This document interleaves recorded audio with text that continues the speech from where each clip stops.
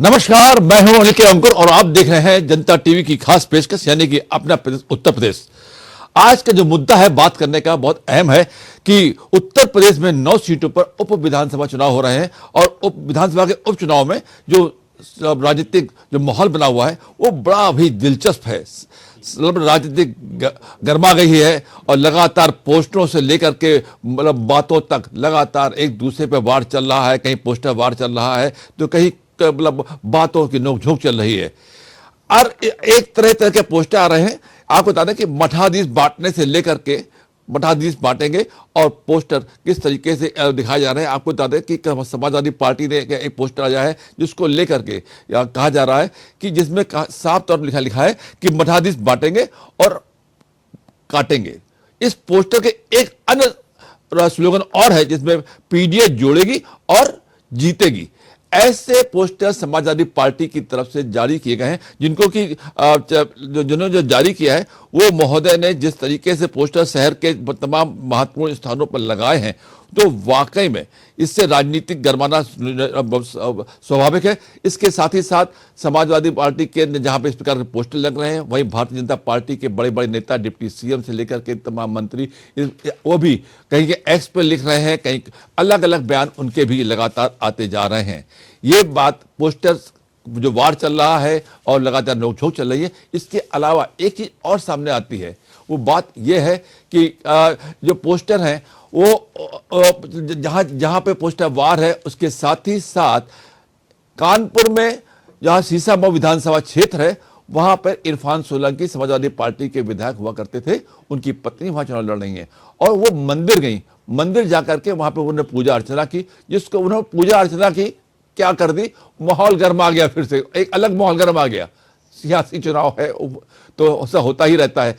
अब एक वहां पर करवाया लेकिन एक और विधानसभा क्षेत्र मतलब कि वहां पर भारतीय जनता पार्टी के विधायक के बारे में विधायक प्रत्याशी हैं उनके बारे में कहा जाता है कि उन्होंने एक टोपी पहनी हुई है जो कि आमतौर पर मुस्लिम जब नमाज के समय पर पहनते हैं वो मुस्लिम एक स्कार्फ पहने हुए हैं जो हल्के जो छोटे चेक वाला है वो स्कार्फ पहने हुए हैं। तो ऐसी स्थिति में वो स्कार्फ पहन करके वहां पर टहल रहे और लोगों से कहा यह भी दावा किया जा रहा है कि लोगों से कह रहे हैं कि मुसलमान भाई अगर आप मुझे वोट देंगे तो हम आपका बहुत सहयोग करेंगे। इस प्रकार के तमाम चर्चाएं परिचर्चाएं होती जा रही हैं।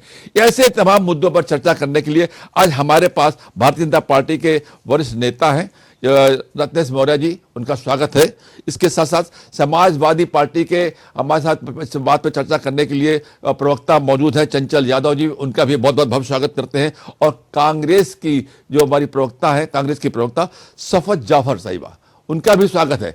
सबसे पहले हम रत्नेश मौर्य जी से पूछेंगे कि भाई आखिर ऐसा क्या हो गया कि जो ये पोस्टर वार या नोकझोंक शुरू हो गई। अभी तो उपचुनाव 9 ही सीटों का हो रहा है जहां पर उत्तर प्रदेश में तो बहुत 403 की संख्या है जी। जो वर्तमान में चुनाव हो रहे हैं उत्तर प्रदेश में, रत्नेश मौर्य जी को आवाज आ रही है? जी मुझे आपकी आवाज आ रही है। रत्नेश मौर्य जी से जी, तो मेरा सवाल सबसे पहला आपसे है कि आखिर क्या हो गया कि पोस्टर वार में इतना विवाद क्यों हो रहा है? देखिए, हर आदमी को अपनी अपनी अभिव्यक्ति और अपनी अपनी पार्टी का जो भी प्रचार प्रसार है पोस्टर के माध्यम से, होर्डिंग के माध्यम से संदेश रखने का पूरा अधिकार है। कौन क्या किस पे लिखता है, जनता ये सब सारी चीजें जो है जान रही है, सारी चीजें जो है समझ रही है। और अब की जो चुनाव हो रहे हैं, उत्तर प्रदेश चूंकि देश का सबसे बड़ा राज्य है और 9 सीटों पे यहाँ पर महत्वपूर्ण चुनाव हो रहा है। हर मतदाता बहुत समझदार है, बहुत ही जागरूक है। ये झूठी बातों पे, झूठी चीजों पर आने वाला नहीं है। अभी तक कहाँ सब सो रहे थे, आज ये जो इस तरीके की बातें आ रही हैं। और भारतीय जनता पार्टी ने तो हमेशा गरीब कल्याण समाज के लिए हमेशा काम किया है और हमेशा से काम करती रही है और नारा भी रहा है कि सबका साथ सबका विकास। तो इस तरीके की बातें आ रही हैं। बाकी 9 सीटों पे जो चुनाव हो रहा है उसमें बहुत ही मजबूत स्थिति है भाजपा की।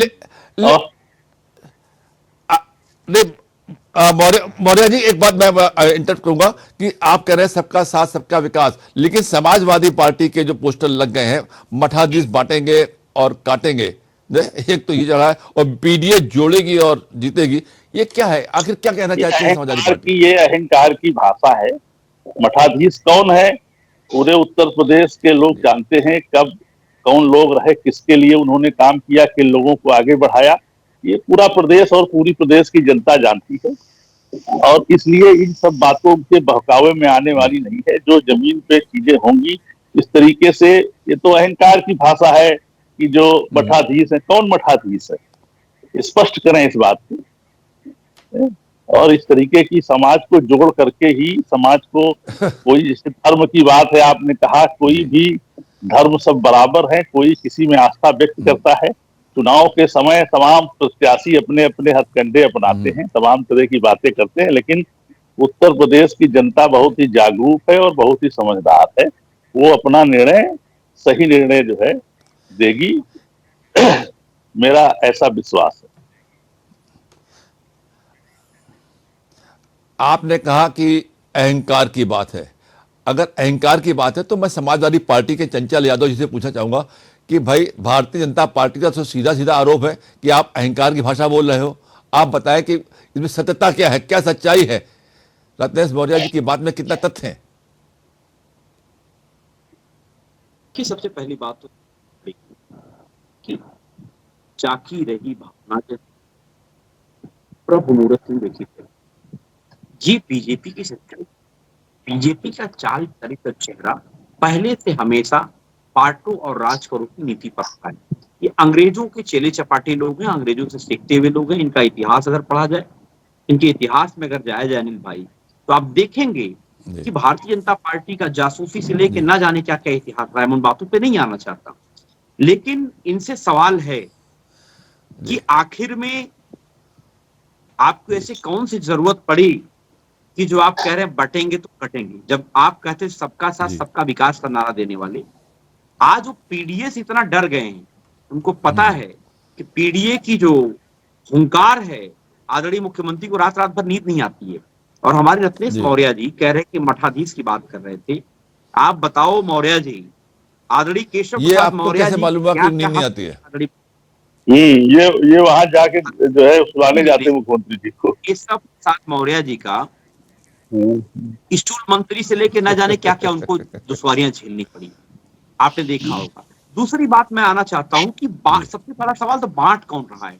समाजवादी लोग परिवार में क्या हुआ उसको भी याद कर लो, शिवपाल के साथ क्या हुआ था। जनता को बांटा है, पब्लिक को बांटा है, जातियों में बांटा है, नफरत पे बांटा है, अपनी नफरत की दुकान चलाई है। आज वो लोग जोड़ने की बात कर रहे हैं, आज वो लोग कह रहे हैं कि हम बटेंगे तो कटेंगे।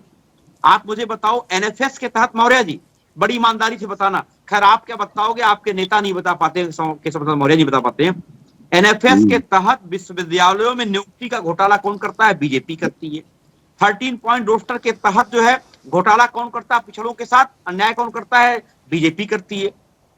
आपने देखा होगा जिस तरीके से 69,000 शिक्षक भर्ती घोटाले में पिछड़ों के साथ अन्याय किया, मजाल है एक बार केशव प्रसाद मौर्य जी के एक शब्द बोल दें, स्टूल भी छीन लेगी बीजेपी।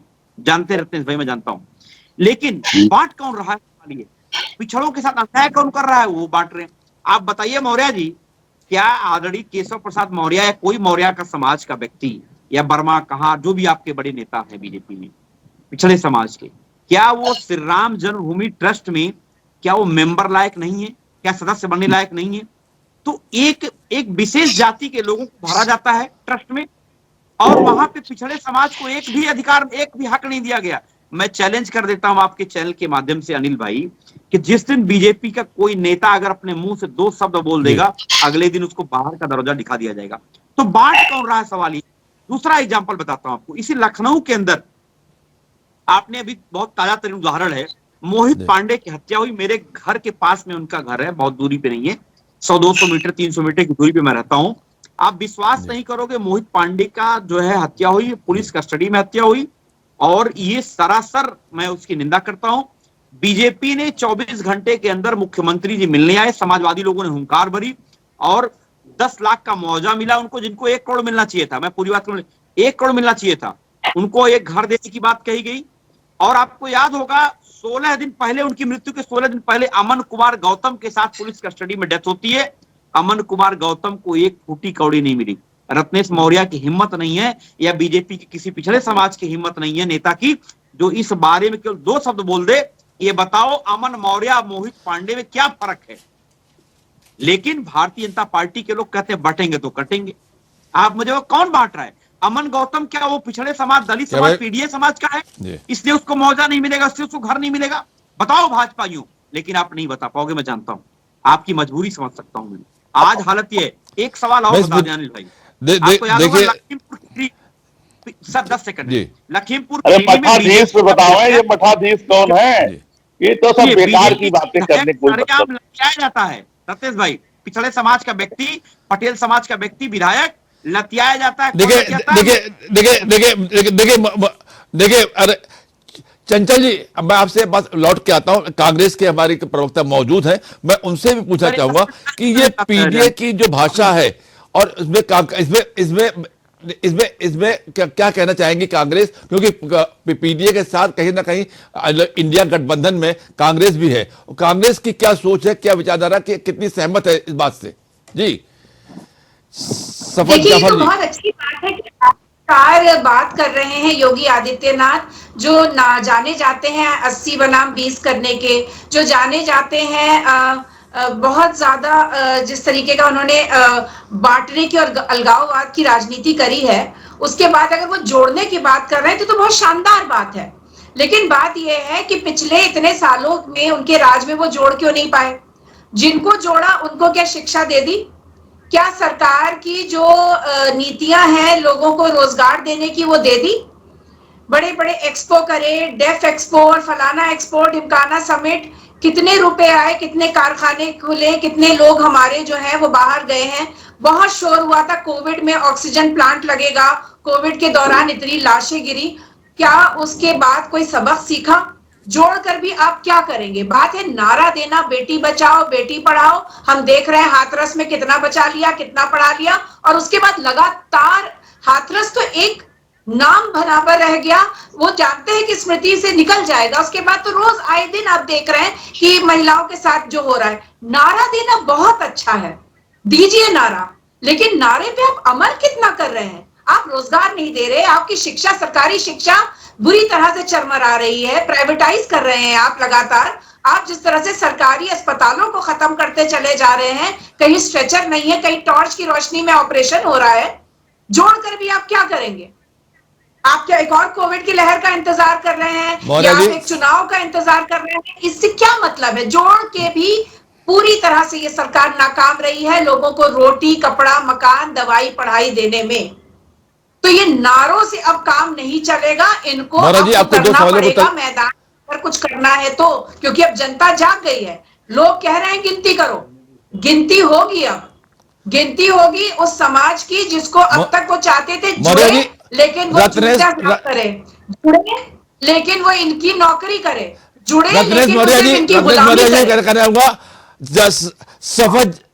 सफर जी, एक बार होल्ड कीजिएगा, मैं मौर्य जी पूछूंगा, आपने जो सवाल उठाए, इन सवालों का मतलब बैक टू बैक उत्तर लिया जाए। मैं आपके जो सवाल है कि केवल नारेबाजी पर भाजपा चुनाव सरकार चला रही है, केवल नारेबाजी, जो नारेबाजी है वो हकीकत में नहीं उतर रहे हैं, क्या रत्नेश मौर्य जी आपका इस आरोप का आप क्या खंडन करते हैं या सहमत हैं? पहले पूरी तरीके से खंडन कहते हैं, बेबुनियादी बातें ये लोग करते हैं। कांग्रेस कितने साल शासन में रही और कितने नारे दिए गरीबी हटाओ के, क्यों नहीं गरीबी हटी? आज ये दूसरे के ऊपर स्टूल मंत्री और इस तरीके की, इनको एक सम्मानित माननीय केशव प्रसाद मौर्य जी जो प्रदेश के उप मुख्यमंत्री हैं, दूसरी बार उप मुख्यमंत्री हैं, उनके बारे में इस तरह की टिप्पणी करना ये अशोभनीय है। ये अपने उसको देखें कि शिवपाल का क्या हश्र हुआ और उनके तमाम सारे नेताओं का क्या हश्र हुआ, उसका जवाब है इनके पास, जो एक परिवारवादी पार्टी चला रहे हैं। और कांग्रेस की तो हैसियत बता दी, एक भी सीट नहीं दी उत्तर प्रदेश में, एक भी सीट नहीं दी उत्तर प्रदेश में चुनाव लड़ने की। तो कांग्रेस तो कहीं से बोलने की स्थिति में नहीं है। और ये जो नारा है ये केवल हवा हवाई है, पीडीए का नारा। जनता सब जान चुकी है कौन काम कर रहा है, कौन क्या कर रहा है। घटनाएं होती हैं, जो भी गलत घटनाएं होती है उनकी निंदा होती है। अपनी सरकारों में बताएं, 4-4 बार मुख्यमंत्री रहे समाजवादी पार्टी के लोग, क्या किया? इनकी सरकार में जो घटनाएं हुई उसकी जिम्मेदारी लेते हुए कभी इस्तीफा दिया इन लोगों ने? है? दूसरे के बारे में टिप्पणी करना और विपक्ष का इनका अपना एजेंडा है जो अब उत्तर प्रदेश में नहीं चलने वाला है, किसी कीमत पे नहीं चलने वाला है। लेकिन चंचल यादव जी ने आप पे आरोप लगाया था जो आदमी एक सम्मानित मोहित पद पर है, उस व्यक्ति के बारे में जिसको बात करना ना आता हो, वो लोग इस तरीके की बातें करते हैं जिसका कोई भी निरर्थक बातें हैं और अर्थहीन बातें लोग देखिए करते रत्नेश हैं। जी, Bharatiya Janata party ground level पे काम कर रही है, समाज जी, के काम कर रही है, हर जाति हर चंचल वर्ग। यादव ने एक अभी सवाल उठाया था, रत्नेश जी, चंचल यादव ने सवाल उठाया था जिसमें उन्होंने कहा था कि मोहित पांडे जो उनके घर के पास में रहते हैं उनकी हत्या हो जाती है, उसके पहले एक गौतम की हत्या होती है। आखिर ये लगातार कानून व्यवस्था चौपट होती जा रही है। आप लोग दावे करते हो कि हम कानून व्यवस्था पे आए थे, क्या कहना है आपको? कितना सत्य है इनकी वचन? कानून व्यवस्था का ही राज है। बड़े बड़े गुंडे माफियाओं का उत्तर प्रदेश में सफाया हुआ है, छोड़ के चले गए। घटनाएं होती हैं, इससे मैं इनकार नहीं करता, लेकिन जो भी कड़ी कार्रवाई होती है, कानूनी कार्रवाई होती है, वो की जाती है। किस सरकार में घटनाएं नहीं हुई, आप मुझको बता दीजिए। आप तो बड़े पत्रकार हैं, पुराने पत्रकार हैं, जमीन से जुड़े हुए पत्रकार हैं, और उस पर त्वरित कार्रवाई जो है की गई और आगे भी की जाती रहेगी। विपक्ष का काम ही है, इनके पास कोई मुद्दा नहीं है। बताओ ना, ये मठाधीश लिखने वाले कौन लोग हैं? ये इन शब्दों का प्रयोग जो है, ये तो पुराने समय की बातें हैं। आज के नए युग में इस तरीके की भाषा लिखना, इस तरीके की बातें लिखना, ये कहां तक अनुचित है? ये क्या संदेश दे रहे हैं? और जो तमाम मुद्दे शिक्षकों के हैं, सब न्यायालय में विचाराधीन है। जो न्यायालय के निर्णय होंगे उन पे सरकार त्वरित कार्रवाई करेगी। चंचल यादव जी से पूछना चाहूंगा, चंचल यादव जी बताएं कि आखिर रत्नेश मौर्य जी जो कह रहे हैं वो आप उस बात को लेकर के कितने सहमत हैं? या अगर वो कह रहे हैं कि कानून व्यवस्था पूरी और सही है, और आपने थोड़ी देर पहले बताया था मोहित पांडे और गौतम की हत्या को लेकर सवाल उठाए थे, उनके मुआवजे को लेकर सवाल उठाए थे, वहीं कांग्रेस की प्रवक्ता सजम ने कहा था कि किस तरीके से रोजगार, बेरोजगारी और निवेश की बात है सब झूठी और कोरा कागज साबित हुई है। आप बताइए चंचल यादव जी, कितने सहमत हैं आप? देखिए, सबसे पहली बात तो मैं एक बात कहना चाहता हूं, जो इन्होंने स्टूल मंत्री का जिक्र किया, ये जिक्र आपको याद होगा न जाने कितना होता है। बस सवाल ये है कि आप केवल पिछड़े नहीं बात करो, कोई कुछ बताओ। पीडीए क्या कर रहा है, क्या करोगे? आप भी 4-4 बार सरकार रही आपकी, बातें केवल नहीं करने से कुछ होता है। आप सुन तो लीजिए, सुन रहे हैं भाई, आप तो सुन रहे हैं चंचल जी। ने देखा किस तरीके से आदरणीय डिप्टी सीएम साहब को स्टूल पे बैठाया गया। ये सब गलत है, ये फोटो क्रॉपिंग है, ये सब गलत है। वो एक सम्मानित, ये सब आप लोगों की फोटो क्रॉपिंग है, ये 100% गलत सवाल है। आप सवाल तो जवाब तो सुन लीजिए। गलत आरोप लोगोगे तो आपको टोका जाएगा। आप अपनी बात करो ना, आप प्रदेश को कहां ले जाना चाहते हो? क्या स्टैंड है? क्या हिम्मत है बोल पाएंगे केशव प्रसाद मौर्य? दूसरा सवाल मेरा है, एनएफएस के तहत जो विश्वविद्यालयों में नियुक्ति में घोटाला होता है, 13 पॉइंट रोस्टर के तहत जो लेटरल एंट्री के माध्यम से जो पिछड़ों के साथ अन्याय होता है, आप बताओ मौर्य जी कब आदरणीय केशव प्रसाद मौर्य जी ने आवाज उठाई? मैं इसलिए स्टूल मंत्री उनको कह रहा हूं क्योंकि वो स्टूल बचाने के चक्कर में लगे हुए हैं। दूसरी बात में आता हूं, जो मेन मुख्य मुद्दा हमारा है, हमने ये बोला कि आपने देखा होगा जिस तरीके से पिछड़े समाज को जब लड़ाई लड़ानी होती है उसको फ्रंट पे खड़ा किया जाता है। आप बताइए रत्नेश भाई, क्या मौर्य समाज का कोई, आप बताओ, क्या केशव प्रसाद मौर्य जी केवल खुद मलाई खाने के लिए बैठे हैं? क्या कोई मौर्य समाज के व्यक्ति को कोई योगदान नहीं रहा है? विनय कटियार पिछड़े समाज से आते हैं, क्या उनका योगदान नहीं रहा है?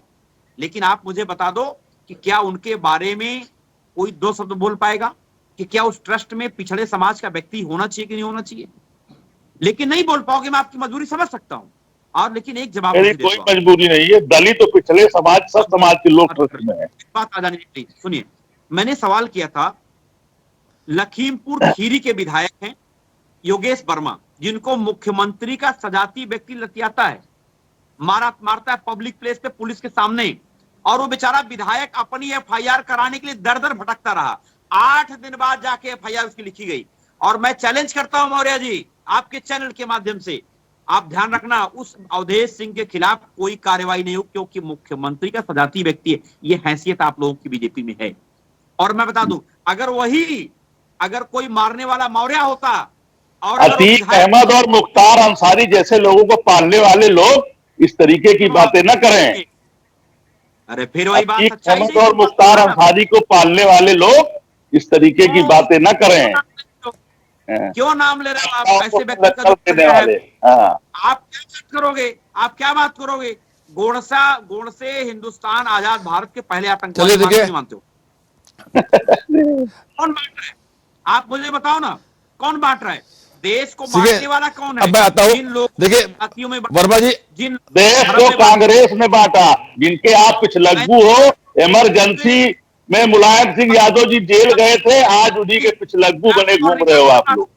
आज उन्हीं के पिछलग्गू बने घूम रहे हो आप, कांग्रेस के पिछलग्गू बनकर। इमरजेंसी का विरोध किया था कांग्रेस ने, इस देश को इमरजेंसी दी। आप बड़े नेता बने फिर रहे हो। उस कांग्रेस के पिछलग्गू बनके जिन्होंने अभी अखिलेश यादव जी को कहा था मध्य प्रदेश में अखिलेश वकिलेश, उस कांग्रेस के पिछलग्गू बनके आप घूम रहे हो। अच्छा ये बताइए, आतंकवादियों और माफियाओं को पालने वाली समाजवादी पार्टी किस मुंह से समाज की बात करेगी? नीतीश मौर्य हत्याकांड जानते हो आप? मुआवजा दिलवा लेना फिर बताना मुझे, और मुझे पता है आपकी हैसियत क्या है। सुनिए, और मैं बता दूं आपको अनिल जी, दूसरा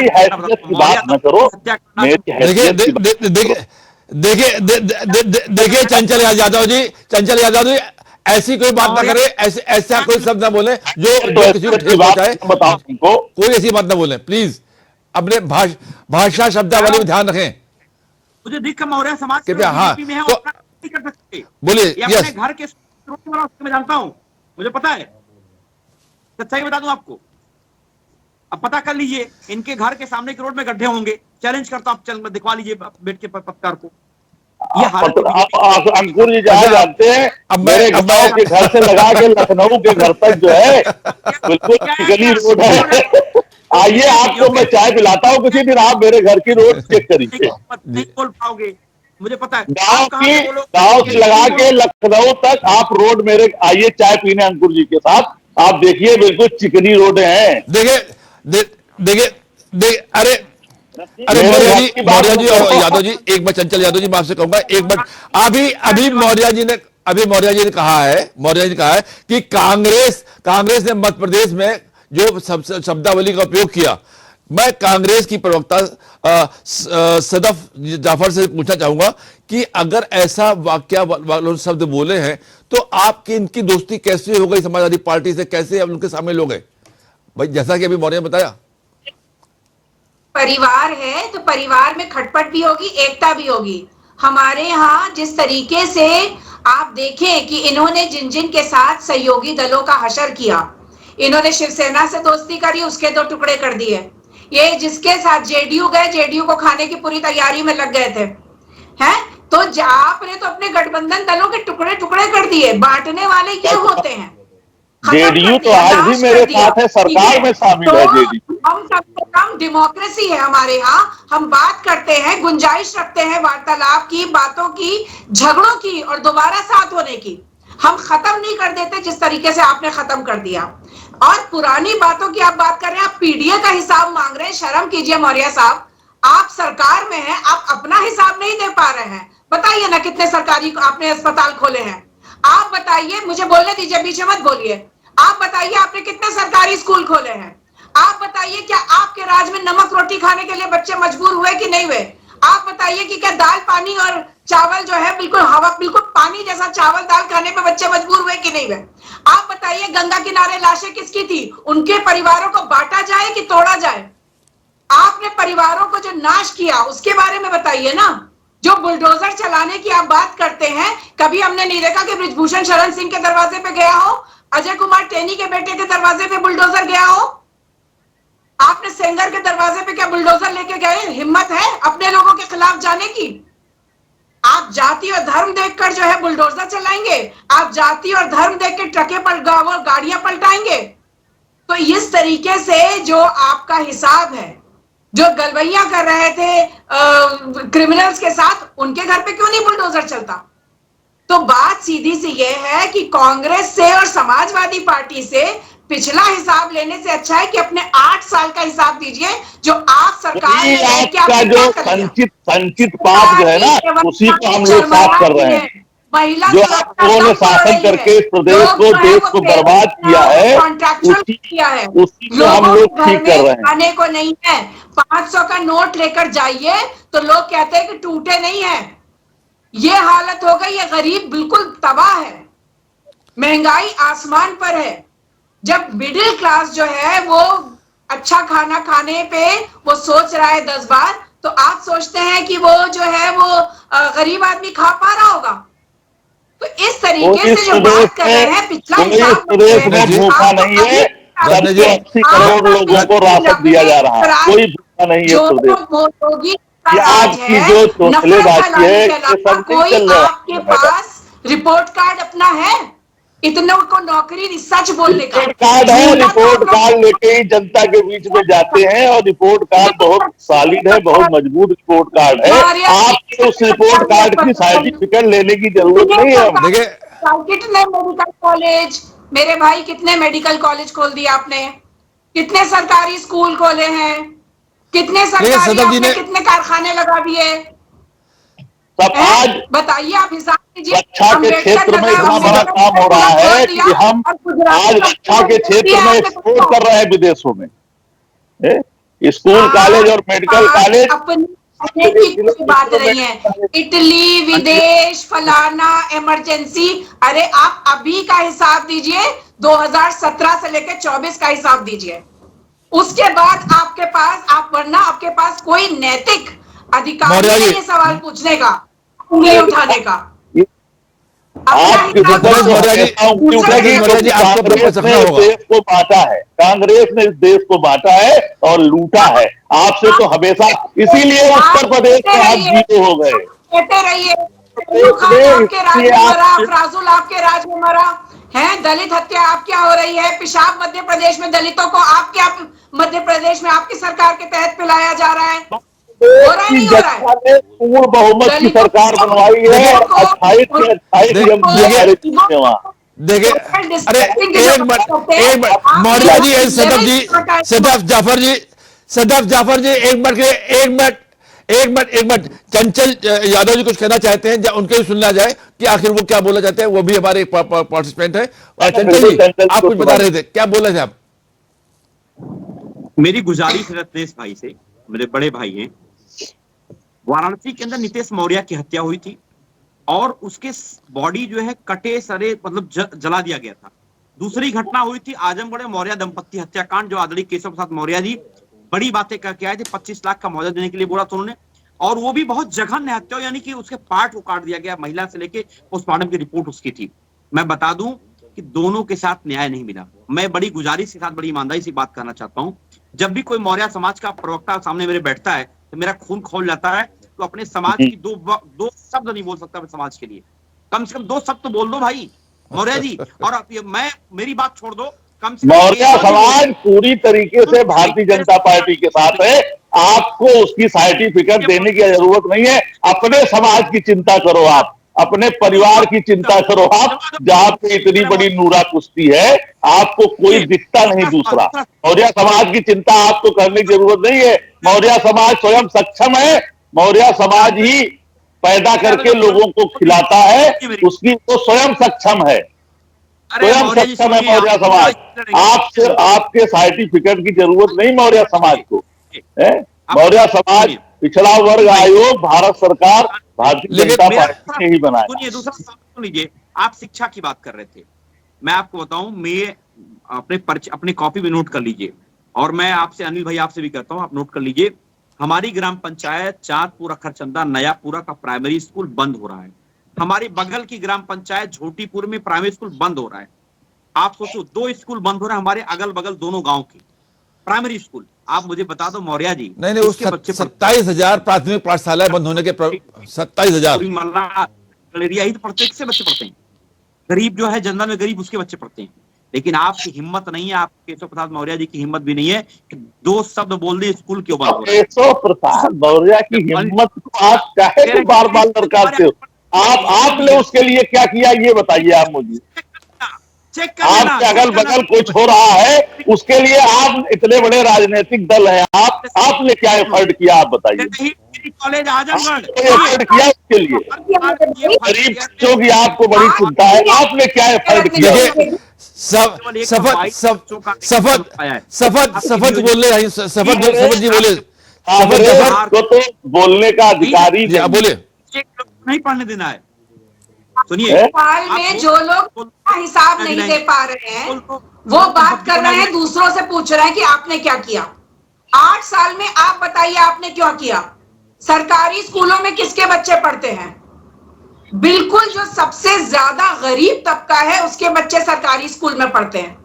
उसके बच्चे मिड डे मील की आस में जाते थे। सब लोग पढ़ के आए, हम लोग भी सरकारी स्कूल से पढ़ कर एक वक्त का खाना। आप बताइए आपने क्या हाल किया उनका? आप सरकारी स्कूल क्यों बंद कर रहे हैं? ऐसी कौन सी मजबूरी या गरीबी आ गई है सरकार के पास? वो दिए जला रहे हैं, आप बेहतर है जलाइए, लेकिन वो दिए का तेल जो है जो लोग उठा रहे हैं उनके बारे में भी फिक्र करिए। जो गरीब रात को जाता है जले हुए दियों से तेल लेने के लिए, उनकी फिक्र कब होगी? भगवान राम क्या छोड़ देते ऐसे लोगों को उनके हाल पे, उनकी किस्मत पे? आप राम जी के नाम पे दिए जला रहे हैं। राम जी अगर इस अयोध्या में लौटेंगे और गरीबों को उठा के देखेंगे कि इस तरीके से दिए में से जले हुए दियों से तेल ले रहे हैं तो क्या बीतेगी राम जी पे? क्या इसी राम राज्य की कल्पना की थी? क्या इसी राम राज्य का वादा करके योगी आदित्यनाथ आए थे? बांटो बांटो और सिवाय बांटने के कुछ नहीं। आपने सिर्फ हिंदू मुसलमान नहीं बांटा, आपने दलित को, ओबीसी को भी हम अपने आप से अलग किया, उनके अंदर भी लोगों को बांटा। आप सिर्फ मौर्य समाज की क्यों बात करते हैं? आप बाकी की क्यों नहीं बात करते हैं? उनका क्या हाल है? वाल्मीकि समाज की बात करिए जो सीवर के अंदर उतरता है और दम टूट जाता है उसका।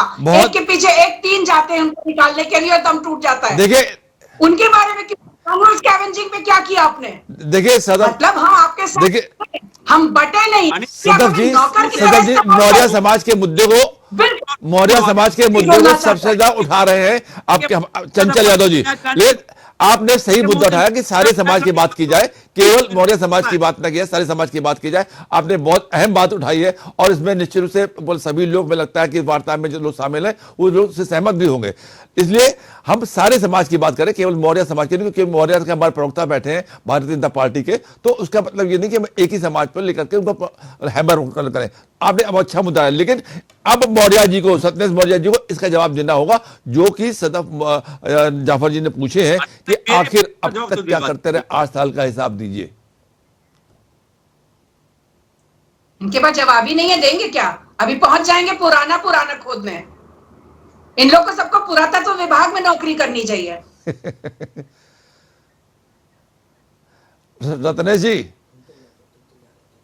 चंचल यादव जी, चंचल यादव आवाज आ रही है? अक्सर चंचल यादव जी से पूछना चाहूंगा कि आप इनसे रिपोर्ट नहीं सदफ जी एक मिनट, सदफ जी एक मिनट, चंचल यादव जी से मेरा सवाल है, चंचल यादव जी सवाल है कि लगातार जो मुद्दा उठ रहा है कि पिछड़ा वर्ग को मतलब पूरा तवज्जो नहीं दी जा रही, आप उसमें आप आगे बताने जा रहे थे, बीच में समझे सदफ जी को ले लिया। जी बताइए, कंप्लीट कीजिए अपनी बात। देखिए, मैं अनिल भाई, मैं इनसे पूछना चाहता हूँ, 69,000 शिक्षक भर्ती घोटाले में पिछड़ों के साथ अन्याय किया, कौन किया? बांटा कौन? और किसको जोड़ने की बात कर रहे हो आप? अरे बताओ ना। मैंने सवाल किया कि जहां पर अधिकार देना होता है वहां पर आप जो है भाग जाते हो पीछे, जहां पर न्याय देने की बात वहां पीछे भाग जाते हो। मैंने तो कहा मौर्य जी से बड़ी ईमानदारी से, मेरे आजमगढ़ में हत्या हुई, मौर्य दंपत्ति को हुई और उनके बच्चे लगातार 2 महीने धरने बैठे रहे, इवन कि उनके बच्चों को अस्पताल में भर्ती कराना पड़ा, लेकिन मौर्य जी उनको न्याय नहीं मिला। अब केशव प्रसाद मौर्य जी स्कूल मंत्री झूठ बोल के चले आए और आज तक झूठ उस परिवार को दंश झेलना पड़ रहा है 25 लाख का मुआवजे का। नहीं दिला पाओगे, मैं जानता हूं आपको, ये हालत बना के रख दिया आप लोगों ने। और मैं बता दूं, मैंने सवाल ये किया कि मोहित पांडे और अमन गौतम में क्या फर्क है, क्योंकि दलित समाज से आता है। मोहित पांडे को 1 करोड़ मुआवजा मिलना चाहिए था। मैं नहीं कह रहा हूं कि उनको 10 लाख की बात कर रहा हूं मैं। उनको न्याय मिलना चाहिए, उनको 1 करोड़ का मुआवजा मिलना चाहिए, उनको घर मिलना चाहिए। लेकिन उसी के साथ में अमन गौतम की भी हत्या हुई पुलिस कस्टडी में, उसको भी मुआवजा मिलना चाहिए। कौन बांट रहा है? आप मुझे बताओ। मौर्य जी, आप सही बात नहीं बता पाओगे, मुझे पता आपकी मजबूरी। दूसरी नहीं, चीज, आपको एक बहुत चंचल जी, चंचल जी, मेरा सवाल है, केवल मुआवजा देना ये सोल्यूशन है कि जो जिन पुलिस कर्मचारियों के अधीनस्थ जो घटना हुई है ना, उनकी कस्टडी हुई, उनके खिलाफ किस प्रकार की कार्रवाई प्रस्तावित की जाए, इस पर भी चर्चा हो जाए ना। 302 लगना चाहिए इन लोगों के ऊपर, जब पीट पीट के मार दिया है। सदब जी 10 सेकंड में, आपको याद होगा एक घटना हुई थी, विवेक तिवारी की हत्या हुई थी लखनऊ के अंदर, हाई प्रोफाइल। इंदिरा जी के बाद जो नरसंहार कराया आपने कांग्रेस की सरकार ने, उसके बारे में उनको बताइए। नरसंहार कराया, नरसंहार कराया, इमरजेंसी में गरीबों और छोटे नेताओं को पीट पीट के जेल के अंदर आपने भेजा, देश का बंटवारा आपने किया, इतनी सारी चीजों, देश को नर्क में ढकेल दिया। आप समाज के लिए अच्छा करने आए थे। योर पार्टी हम अच्छा कर रहे हैं, और इसीलिए तीसरी बार हमने पूर्ण बहुमत की सरकार बनाई है। तीसरी बार एनडीए की सरकार देश में चल रही है, प्रदेश में चल रही है।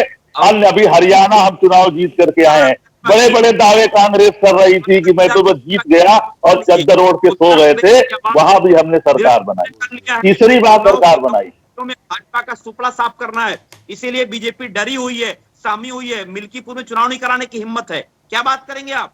हिम्मत है तो मिल्कीपुर में न्यायालय, मिल्कीपुर में चुनाव 100% होगा, 100% चुनाव होगा। न्यायालय में मामला विचाराधीन है, आयोग को न्यायालय ने नोटिस दी है, आयोग ने वहां जवाब दिया है, 100% मिल्कीपुर का चुनाव होगा।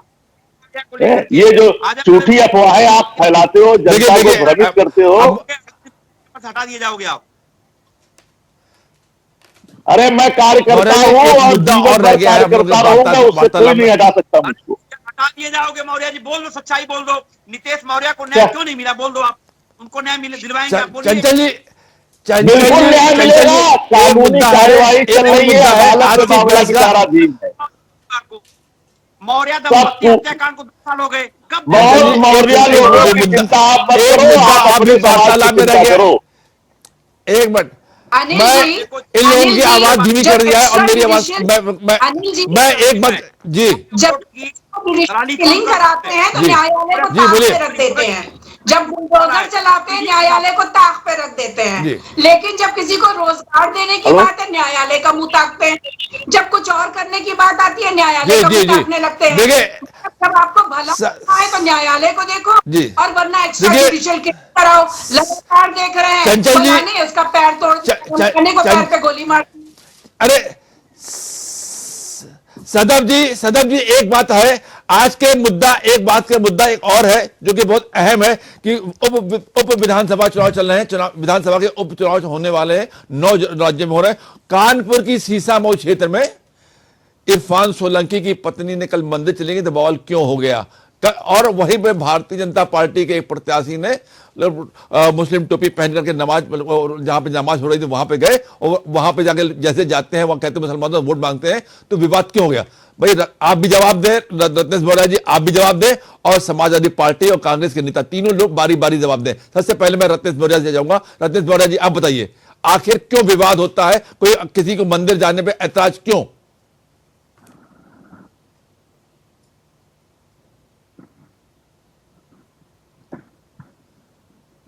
रत्नेश मौर्य जी, रत्नेश मौर्य की शायद आवाज नहीं पहुंच पा रही है। अब मैं चंचल यादव से पूछूंगा, आखिर क्यों विवाद हुआ? चंचल यादव जी, अगर इरफान सोलंकी की पत्नी, हिंदुस्तान एक जाति है जी, सेकुलर कंट्री है, यहाँ पे हर धर्मनिरपेक्ष संभाव जी समान, सबको अपने धर्म के हिसाब से सबको अपना पूजा पाठ करने का अधिकार है, सबको अपने धर्म की मान्यता अपने सबको मानने का अधिकार है। लेकिन बीजेपी के लोग साजिश के तहत, आपने देखा होगा हमारी बहन सदफ ने वो अच्छी बात कही थी कि 80-20 का नारा देने वाले, ये बांटने वाले लोग, और अमन चैन जो गंगा जमुनी तहजीब, जो हमारे पूर्वजों ने न जाने कितनी असंख्य कुर्बानियां दे करके इस देश की गंगा जमुनी तहजीब को सींचने का काम किया, और एकता अखंडता को जोड़ने का काम किया। और ये भाजपाई अपने चंद नफरती एजेंडे को पूरा करने के लिए, अपने चंद जो है क्या नाम है झूठी राजनीति को जो आगे बढ़ाने के लिए देश को बांटने की साजिश कर रहे हैं। सवाल ये, आज देश महत्वपूर्ण है, आज लोकतंत्र की हत्या लगातार बीजेपी के लोग कर रहे हैं। आपने देखा होगा चंडीगढ़ में मेयर के चुनाव में जिस तरीके से भारतीय जनता पार्टी ने सरेआम जो है लोकतंत्र का चीरहरण किया। आपने देखा होगा जिस तरीके से पूरे देश में अमन चैन बिगाड़ करके भारतीय जनता पार्टी के लोग जो है किस तरीके से सत्ता में बने रहने के लिए भाई को भाई चलाते हैं, पार्टी को पार्टियों में दो फाड़ कर देते हैं। आपने चाहे, लेकिन मेरा सवाल तो ये है कि इरफान सोलंकी के, हमारा सवाल चंचल जी ये था कि इरफान सोलंकी की पत्नी जब मंदिर में जाती है विवाद क्यों होता है? राम रहीम से इनको प्रेरणा मिलती है, ये क्या बात करेंगे हम लोगों से? इनका तो केवल एक एजेंडा है, ये चिन्मयानंद स्वामी से इनको शक्ति प्रदान मिलती है। आप मुझे बताइए ना, जिन जिन बेटियों ने बीजेपी के नेताओं के खिलाफ आरोप लगाए, आप बताओ, ब्रजभूषण शरद सिंह से लेकर के चिन्मयानंद स्वामी से लेकर के, आप मुझे बता दो आसाराम वो तो बाद चिन्मयानंद स्वामी तो बरी हो गए भाई साहब, कोर्ट ने बरी कर दिया, कोर्ट ने बरी कर दिया। जिसने आरोप लगाया था आरोप वापस ले लिया है। किसके पास मुद्दे नहीं है, बेमुद्दे की बात जो है करते हैं। अभी जो फैजाबाद जो हुआ, जो अभी नायब यादव कन्नौज जो पकड़ा गया, उनके बारे में तो बात करिए आप केवल। और मौर्य समाज, मैंने कहा सक्षम है, मौर्य समाज अपने बलबूते पर आगे बढ़ रहा है और कानून के तहत सबको न्याय मिलेगा। एक जात विशेष की बात यहां मत करिए। और आपका पता है आपका एजेंडा क्या है, आपका एजेंडा पता है क्या है? कांग्रेस की तो बहुत अच्छी बात करता है वही कांग्रेस जो इमरजेंसी लगा करके जो है आप लोगों के नेताओं को, हम लोगों के नेताओं को जेल में भेजा, आज उनकी बात आप कर रहे हैं। कांग्रेस की पैरवी आप कब से करने लगे? देखिए कांग्रेस यहाँ जीरो हो गई थी और जीरो ही रहेगी। रद्दे जी, कांग्रेस के सवाल का उत्तर देंगी सदफ जाफर जी। सदफ जाफर जी बताइए, इनके सवाल, इन्होंने कांग्रेस पे सवाल उठाए हैं, आप क्या कहना चाहेंगी? देखिए, ऐसा है कि एक होती है घोषित इमरजेंसी जिसका संविधान में प्रावधान है, और एक होती है अघोषित इमरजेंसी। कितने जर्नलिस्ट जेल में गए, आप भी जर्नलिस्ट हैं अनिल बाबू, आपसे ज्यादा कौन जानता होगा कि जर्नलिस्टों का क्या हाल है। आज का जर्नलिस्ट जो है वो डर डर के जर्नलिज्म कर रहा है, सोच रहा है कि पता नहीं कब क्या हो जाए, कौन से केस में फंसा दे। एनडीटीवी नहीं खरीद पाए, वो नहीं चुप करा पाए तो खरीद लिया। तो जर्नलिस्टों की, और कौन कौन जेल में है, कौन नेता जेल जा रहा है, आप देख रहे हैं। जिससे दुश्मनी है उसके दरवाजे ईडी है। इससे ज्यादा अभिव्यक्ति की आजादी क्या चाहिए आपको? इतना टीवी पे बैठ करके आप बोल रही हैं, अंकुर जी एंकरिंग कर रहे हैं, इससे ज्यादा आजादी क्या चाहिए आपको? एनी डे बेटर देन अघोषित इमरजेंसी। मुझे नहीं इतनी पता, बढ़िया आप बात कर रही हैं, इतने बड़े बड़े और झूठे आरोप लगा रही हैं और उसके बाद जो कह रहे हैं अब व्यक्ति की आजादी नहीं है। शो कैंसिल कराने क्या बात कर रहे हैं? घोषित अघोषित, मैं बोल रही हूँ ना, इससे बड़ी इमरजेंसी क्या होगी जो आज नरेंद्र मोदी जी और योगी आदित्यनाथ जी के राज में है। एक पत्रकार लिख रहा है कि नमक रोटी खा रहे हैं, वीडियो बना के डाल रहा है कि नन्हे नन्हे मासूम बच्चे नमक रोटी खाने पे मजबूर हैं। मर गया वो पत्रकार, उसका इलाज होना तो दूर है, उसको जेल में डाल दिया गया था। याद करिए, बात करते हैं आप इमरजेंसी लगाने की। कांग्रेस में कितने पत्रकारों की जानें ली गई, लेकिन आपने कितने पत्रकारों की जानें ली? जिस तरीके से कितने मीडिया अपनी बात बेबाकी से रख रहा है, आप अपनी बात रख रही हो, ये संभव नहीं था इमरजेंसी में मैडम। है वहां तो सीधे जेल में डाल दिया जाता था। अब आप इतने अच्छे से बोल रही हैं और ये अघोषित इमरजेंसी की बात कर रही, मीडिया सवाल कर रही है, सरकार से सवाल कर रही है, हम लोगों से सवाल कर रही है, और आप अघोषित इमरजेंसी की बात करती हैं। जिस तरीके से ईडी की धमकी जाती है, वातावरण है और इतने अच्छे वातावरण में आप रह रही हैं और आपको बोलने की पूरी आजादी मिल रही है। आपको पूरी आजादी मिल रही है, सारे आप झूठे आरोप लगा रही हैं। इससे बड़ी अभिव्यक्ति की आजादी क्या चाहिए आपको? मेरा सराहों में लगा हुआ था और उसी के बदले अरे मौर्य जी और सदफ जी और मौर्य जी, हमारे कांग्रेस के को जेल भेज दिया गया। आवाज भी नहीं उठा पा रहे हो। सदफ जी, सदफ जाफर जी और मौर्य जी, एक मिनट। अब चूंकि अब मैं एक एक सवाल और लेना चाहूंगा, सिर्फ लास्ट क्वेश्चन रोल होगा मेरा, और मैं पूछना चाहूंगा कि सबसे पहले जाऊंगा चंचल यादव जी के पास। चंचल यादव जी, मैंने एक सवाल किया था कि मेरा ये था कि बाई इलेक्शन में जहां पर कानपुर में सीसामऊ विधानसभा क्षेत्र में इरफान सोलंकी वाला मुद्दा उठाया था और एक कुदरत की जो विधानसभा सीट है वहां पे भाजपा प्रत्याशी का कि वो टोपी लगाकर टहल रहे थे, तो उसका जवाब आप क्या देना चाहेंगे? उसमें विवाद क्यों हो रहा है? देखिए, थोड़ा सा बीजेपी कम शब्दों में बताइएगा, लंबा नहीं। मैं बात कह रहा हूं अनिल जी आपको कि समाजवादी पार्टी की जो हमारी बहन चुनाव लड़ रही है वहां पे जी उन्होंने बड़ी, चूंकि समाजवादी पार्टी की विचारधारा है, सामाजिक समरसता की बात करते हैं हम लोग, समाज के हर वर्ग हर तत्व को साथ लेकर चलने की बात करते हैं। उसी की कड़ी में उन्होंने जो है जलाभिषेक करने का काम किया और ऐसा मान्यता है कि भाई कोई हर व्यक्ति आजाद है किसी दूसरे धर्म के बारे में अच्छी उसके पॉजिटिव सकारात्मक सोच को लेकर के। लेकिन बीजेपी के लोगों को आपत्ति क्या है? ये भी बताइएगा कि सोलंकी की सीट खाली क्यों हुई, किन आरोपों में खाली हुई, किन ऐसी क्या वजह थी जो खाली हुई सीट? ये मंदिर में प्रवेश कर जाओगे धुलवा दिया जाएगा मंदिर, क्या सदब जी अब एक मिनट मौर्य जी शांत रहिए, मौर्य जी शांत रहिए, इसका इसी से संदर्भ में सवाल अब हम सदफ जाफर जी से पूछेंगे। सदफ जाफर जी, आप क्या कहना चाहेंगी? देखिए, भारत एक धर्मनिरपेक्ष देश है और 2014 से पहले एक दूसरे के आयोजनों में जाना, एक दूसरों के धर्मस्थल में जाना एक बड़ी नॉर्मल सी बात होती थी। अब जो है इसको बहुत बड़ा हवा बनाया जा रहा है। सेक्युलर लीडर्स की टोपी वाली अमित मालविया जो है, इनके एक तो झूठे आदमी, वो झूठ तस्वीरें लगा के मॉर्फ करके कभी निकाल के, देखिए मोदी वो राहुल जी तो गोल टोपी लगाए हैं, देखिए मुलायम सिंह यादव जी तो गोल टोपी लगाते हैं, अखिलेश तो गोल टोपी लगा रहे हैं। इस तरीके से डेमोनाइज करना किसी धर्म को, एक धर्म को दूसरे धर्म के खिलाफ उकसाना, इस तरह के तमाशे दिलों में नफरत पैदा करने का काम 2014 की बुनियाद रखने से लेकर अभी तक लगातार जारी है भाजपा आरएसएस द्वारा। अगर वो मेरा बचपन मुझे याद है कि जब जन्माष्टमी पर मेरे पिता खुद खड़े होकर करते थे, तो इस तरह की जो बातें अब उसको डिमोनाइज करना। अगर अखिलेश यादव किसी मंदिर में जा रहे हैं तो गंगा जल से मंदिर धोया जा रहा है। अखिलेश यादव को यादव समाज को नहीं जोड़ेंगे। अखिलेश यादव ने क्या गंदगी करी वहां मंदिर में कि वहां पे मंदिर की धुलाई मौर्य जी केवल 2 लाइन में जवाब दीजिए आप फटाफट जी। ये सारी बातें जब इनके पास कोई मुद्दा नहीं है, जनता के लिए इनके पास कोई कार्यक्रम नहीं है, आकंठ भ्रष्टाचार में डूबे हुए लोग इस तरीके से टीवी पे आकर के बड़ी बड़ी बातें कर रहे हैं। अब इससे ज्यादा अभिव्यक्ति क्या चाहिए मैडम को? यहां पर आकर के टीवी में आपके चैनल पर भाषण दे रही हैं, बोल रही हैं, इससे ज्यादा अभिव्यक्ति क्या? अघोषित इमरजेंसी की बात कर रही, इससे बड़ी आजादी क्या चाहिए? झूठा इतना बड़ा झूठ परोस रही है मैडम यहाँ बैठ करके, चले इससे ज्यादा अभिव्यक्ति क्या चाहिए? मेरे भाई, मेरा संविधान देता है जिसके आप और आरएसएस के आप कहते बोलने की आजादी नहीं है और आप सदब जी और मौर्य जी और चंचल जी, आप सभी लोगों आप लोग जिस तरीके से बखूबी अपनी अपनी बातों को पूरी तरह से रखा और अपने अपने बात करने में आप लोग किसी हद तक अब कामयाब भी रहे, इसके लिए आप जनता टीवी के साथ जुड़ने के लिए आप लोगों को बहुत बहुत धन्यवाद। नमस्कार।